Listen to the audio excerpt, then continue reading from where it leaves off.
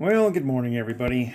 Today, I want to kind of do a review of this crystal radio kit. It's an Eldon Power crystal radio kit. It was made in the late 60s, early 70s.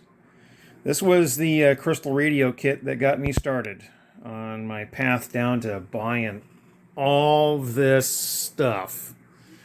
So, so when I found one of these on eBay, the thing was complete. The box, even some of the old let's see here, the antenna, the insulators, the assembly manual, some of the spare wire that was left, and a number of empty bags that the components were in, and the original chunk of sandpaper that's used to scrape the enamel off the tuning coil. So yeah, and it's not in bad condition. I mean, shit, this thing is as old as I am. So this is a good 55 plus year old box. But anyway, I wanted to do a kind of just an overall review of this thing. I've done a little preliminary work on it. I've cleaned it up. It was a little dusty, but everything works. Everything's functioning. I'd had to do a little bit of work on the inside, and I cleaned it up a little bit. I had to, the original, the person who assembled this originally wired the diode in backwards, so I reversed that. So that will certainly improve the performance a bit. And I went through and cleaned the tuning coil. I put contact cleaner on it, so it makes much better contact than it did before. And so yeah, it's what I thought I would do is hook the thing up to my signal generator and characterize it to see just how sensitive it is. I mean, this thing is the barest of, essentially the barest of the bare bones. It is a coil, a crystal diode, and a high impedance headset. That's it. There's no RF bypassing, no nothing. So I don't really, I expect it to kind of work as bad as it did when as I remember. When I first got this thing, I had my dad help me put it together. We put the antenna up out in the yard and hooked it up to a good ground. And I was able to get at least one, maybe two stations. And they weren't coming in particularly strong, but I was able to listen to them. But then over the months, I kind of waned from this and went to, handheld transistor radios. But this was it. This was the thing that got me going. So anyway, I want to hook this up to the signal generator and kind of characterize its receive performance, which I expect is going to be horrible at best. So, yeah, let me get things set up here, and we'll just see just how bad it really is. All right, before we hook it up, though, I'll get a little closer look on the inside here. The fake antenna that it comes with here, I remember that when I was a kid. It just comes right out there.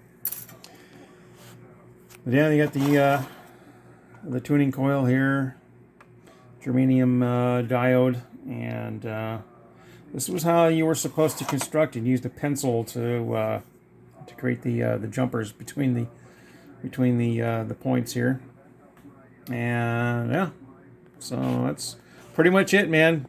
Bare flipping bones. Okay, we got things set up here. We're going to test the crystal radio with the headphones attached, so that I have the expected loading on the crystal diode. And we're going to leave the antenna tuner, or the antenna tuner, the antenna tuning control at the center position. And we're going to use an operating frequency of 1.190 megahertz with a 1 kilohertz tone modulated to a depth of 30%. We're starting off at 1 millivolt. And if I turn the output on and off, we have no change on the meter. And right now we're resting at about 13.5 dB down. So we're going to do is we're going to increase the output of the signal generator until I get to minus 3.5 dB. So I want a 10 dB increase. I'm going to go, well, actually closer to probably minus 4. So with that, let's start here and start cranking things up and see what we get here. We're up to 7 microvolts or millivolts, 10 millivolts, and I've got noise in the background, so ignore that. It's one of the 2 meter rigs. And up to 30 millivolts,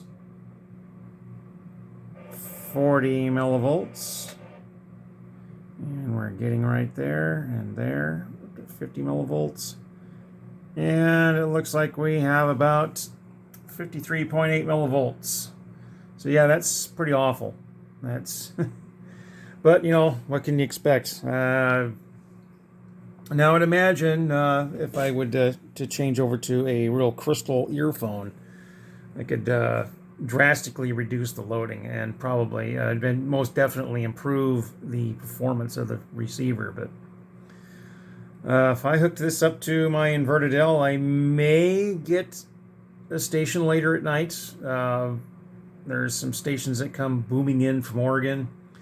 A lot of them come in around minus or 10 dB to 30 dB over S9, so that might be high enough where I might get a 50 millivolt signal to the radio, but I won't know until I try.